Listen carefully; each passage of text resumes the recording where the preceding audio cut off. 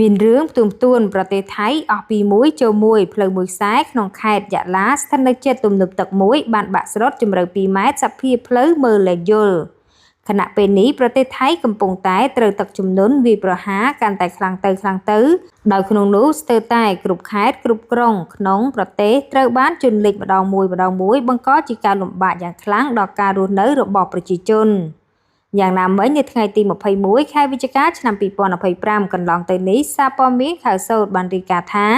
មានករណីបាក់ស្រុតមួយខ្សែនៅជុំវិញអាងស្តុកទឹកយ៉ារុំនាខេត្តយៈឡា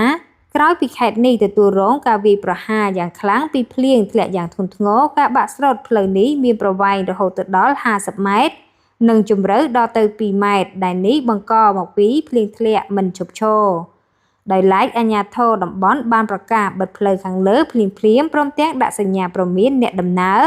ហើយក៏បានបញ្ជូនក្រុមវិស្វករទៅត្រួតពិនិត្យនិងវិតម្លៃទៅការជួសជុលផងដែរ